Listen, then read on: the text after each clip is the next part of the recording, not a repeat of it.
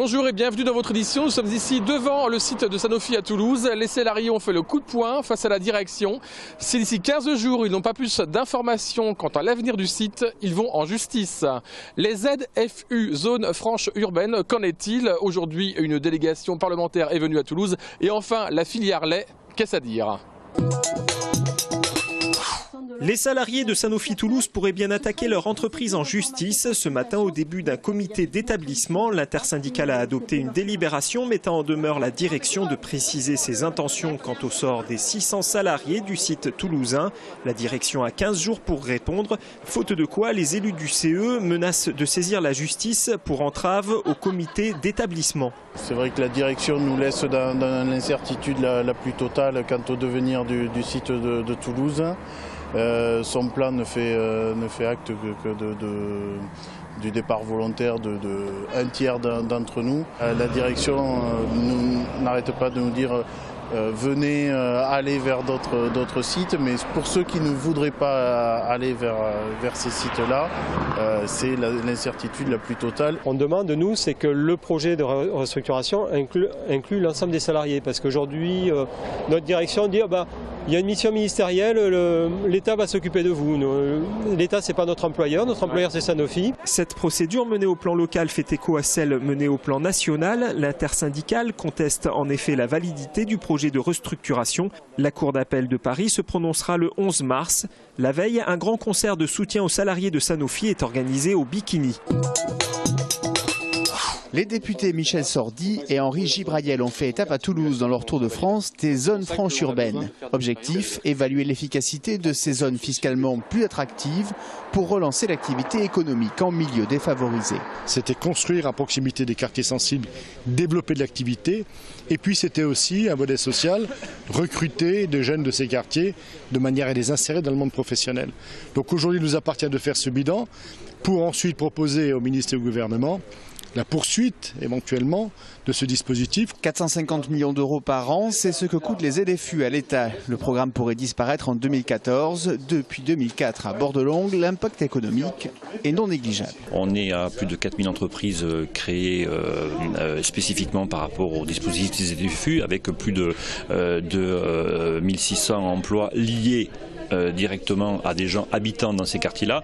Trop peu selon les associations du Mirail et de la Reinerie qui demandent à être plus impliquées. Quand on entend les entreprises qui recherchent tel ou tel profil, qui s'adressent à Pôle emploi et qui ne trouvent pas, et nous les profils qui ont été annoncés ce matin, on connaît des personnes qui pourraient y répondre. Soit on agit avec l'ensemble des acteurs du territoire, soit on agit qu'avec les entreprises et puis Pôle emploi. Une situation que les deux députés consigneront dans leur rapport prévu pour fin mars. On saura d'ici le deuxième semestre 2013 ce qu'aura décidé Bercy pour l'avenir des zones franches urbaines.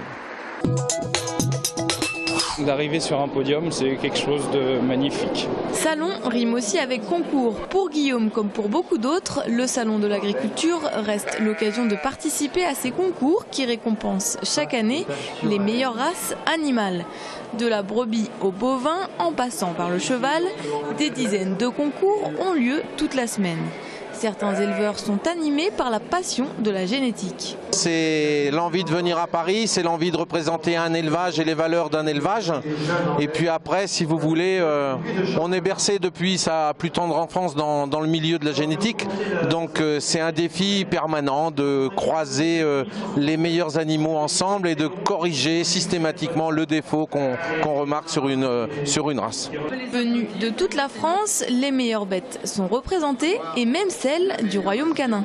Il y a Doxan ici que j'ai au bout de la laisse, qui est la mère, avec 4 de ses produits, donc 4 mâles qu'elle a eu en 2 portées. Voilà, c'est pour apprécier la qualité de la reproductrice. Ils vont juger l'homogénéité de la descendance de la chienne. Les Saint-Bernard arriveront sur la 3e marche du podium. Le prix du meilleur lot d'élevage sera remis au Mastif.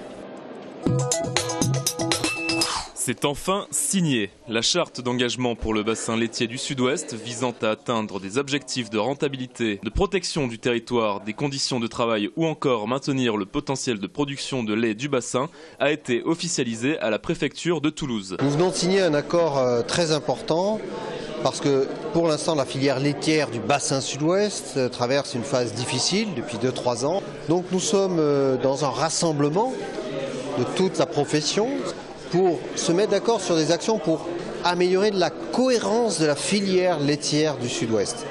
Entre les actions d'ancrage dans le bassin Sud-Ouest, la fin des quotas pour 2015, les incertitudes de la réforme de la PAC, le prix du lait ou la concurrence des céréales, nos éleveurs et producteurs premiers concernés s'y retrouvent-ils?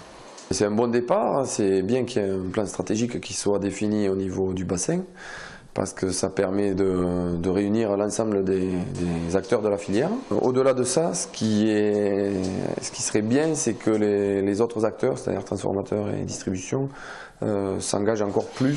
Il n'y a que les producteurs qui compensent l'augmentation des charges. Et il faudrait qu'il y ait une meilleure répartition entre tous les acteurs de la filière de cette augmentation qui aujourd'hui devient insoutenable pour les producteurs. Ce plan d'action d'une première durée de 3 ans vise à valoriser le lait produit en Midi-Pyrénées et sa pérennité. Football, le TFC dans une période délicate à l'image de son attaquant. Wissam Ben Yedder doit retrouver le chemin des filets et du même coup de la victoire. Les Violets reçoivent une équipe toujours difficile à jouer car imprévisible. Evian Thonon-Gaillard, 18e de la Ligue 1, le club savoyard souhaitera se sortir de la zone de relégation. Objectif pour les joueurs d'Alain Casanova, se rapprocher du maintien, eux qui possèdent 33 points. TFC Evian, ce match sera sans doute l'occasion de voir aligner le duo d'attaquants Ben Bassat, Ben Yedder, une association testée seulement une demi-heure contre 3. Coup d'envoi samedi dès 20h en direct du stadium. Rugby en déplacement chez le leader toulonnais, le Stade Toulousain ne devrait pas dévoiler toutes ses armes. Par obligation et par choix, Guy Novès et son staff sont privés sur blessure de Botta, Tolofua, Lambolé, David et Dongui. Les internationaux qui ont le plus joué ces dernières semaines devraient être laissés au repos. Ce devrait être le cas de Picamol et Maestri. Le choc Toulon-Toulouse manquera sans doute un peu de saveur. Il n'en reste pas moins une confrontation attendue. Racing Club Toulonnais, Stade Toulousain, début de la rencontre samedi à 20h45. Faire plaisir aux enfants en élargissant leurs connaissances, c'est possible à la Cité de l'Espace. Avec Explorer Mars, une exposition temporaire sur la 4e planète du système solaire. On peut y vivre l'aventure martienne en direct en réalisant de multiples expériences sensorielles. Y voir également 3 générations de rovers en taille réelle, comme Curiosity, ce robot surdoué de la NASA qui a atterri sur Mars le 6 août dernier, ou bien encore participer à la classe Mars qui permettra aux visiteurs de se confronter aux différences entre la planète rouge et la Terre. Alors les enfants, qu'en pensez-vous?